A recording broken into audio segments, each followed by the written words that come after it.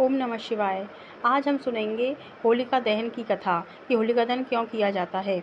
Hindu calendar के अनुसार वर्ष के अंतिम माह फाल्गुन महीने में की पूर्णिमा को होलिका दहन होता है। होलिका की पौराणिक कथाओं में 4 कथाएं प्रचलित हैं, जिनमें पहली है होलिका और भक्त प्रहलाद की, दूसरी है कामदेव और शिवजी की, तीसरी राजा पृथु और राक्षसी ढूढ़ी और चौथी श्री कृष्ण और पूतना की। अब हम जानेंगे कामदेव और श्री शिवजी की पौराणिक कथा के बारे में।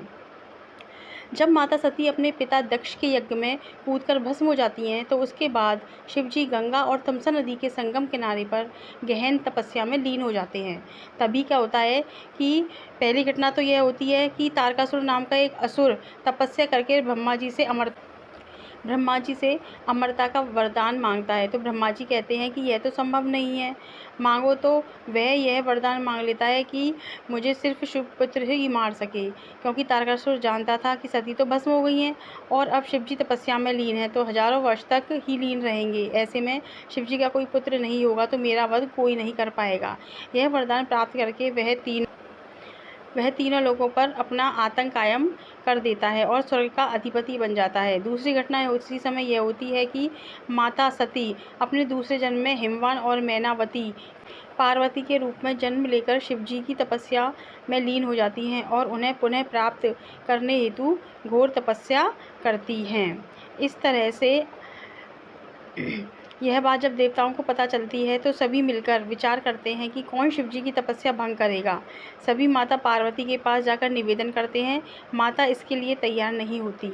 ऐसे में सभी देवताओं की अनुशंसा पर कामदेव और देवी रति शिवजी की तपस्या भंग करने का जोखिम उठाते हैं और तपस्या को भंग करने के लिए तैयार हो जाते हैं। शिवजी की तपस्या को भंग करने के लिए तैयार हो जाते हैं। तो शिवजी उस समय फाल्गुन मास में कामदेव और रति नृत्य और गान करते हैं और फिर कामदेव पेड़ के नीचे छुपकर, वह आम का पेड़ होता है, उसके पीछे छुपकर एक एक करके अपने पुष्प बाण को शिवजी पर छोड़ते हैं। अंत में एक बाण शिवजी के हृदय पर लगता है, जिससे शिवजी की तपस्या भंग हो जाती है और तपस्या के भंग होने पर वह आम के पेड़ के पीछे छुपे कामदेव को देख लेते हैं और बहुत क्रोध करते हैं और अपनी तीसरी आँख को खोलकर कामदेव को उससे भस्म कर देते हैं। यह देखकर कामदेव की पत्नी रति जो होती हैं, वो बहुत दुखी होती हैं और सारे देवता भी यह देख के बहुत दुखी होते हैं।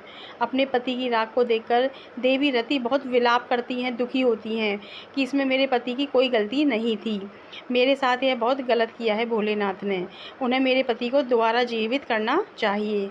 जब भगवान शिव को यह बात पता लगती है कि संसार के कल्याण के लिए यह सब योजना जो है देवताओं के द्वारा बनाई गई थी, तो कामदेव तो सिर्फ उस योजना पर ही कार्य कर रहे थे, तो उनका क्रोध शांत हो जाता है। तब वे राख में से देवी रति के पति कामदेव की आत्मा को प्रकट करते हैं और फिर शिवजी देवी रति को यह वचन देते हैं कि द्वापर युग में जब यदुकुल में श्री विष्णु कृष्ण रूप में जन्म लेंगे, तो उनके पुत्र के रूप में तुम्हारे पति का जन्म होगा, जिसका नाम प्रद्युम्न हो रहेगा। उस काल में संबरासुर का वध करने के बाद तुम्हारे पति से तुम्हारा पुनः मिलन होगा। इस वरदान से सभी देवता खुश हो जाते हैं और शिवजी पार्वती जी से विवाह करने की सहमति भी दे देते हैं। यह सुनकर प्रसन्न होकर सभी देवता फूलों की और रंगों की वर्षा करके खुशियां मनाते हैं और दूसरे दिन भी यह उत्सव लगातार जारी रहता है। धार्मिक मान्यताओं के अनुसार होलिका का दहन होली के दिन किया जाता है और दूसरे दिन धूलैंडी का रंग खेला जाता है। धूलैंडी पर रंग खेलने की शुरुआत देवी देवताओं को रंग लगाकर की जाती है। इसके लिए सभी देवी देवताओं का एक प्रिय रंग होता है और उस रंग की वस्तुओं को समर्पित करने से शुभता मिलती है, उनकी कृपा प्राप्त होती है, जीवन में समृद्धि खुशहाली आती है और धन धान्य से घर भरे हुए होते हैं। इस तरह होली का त्यौहार की शुरुआत शिवजी के द्वारा पार्वती जी से विवाह की सहमति देने के उपलक्ष्य में खुशियों के रूप में मनाया जाता है और होलिका दहन में बुराई पर अच्छाई की जीत होती है। धन्यवाद। इस तरह की ज्ञानवर्धक और कथा और कहानियाँ सुनने के लिए हमारे इस चैनल रोचक ज्ञान को सब्सक्राइब करें, लाइक करें, व्यू करें, शेयर करें।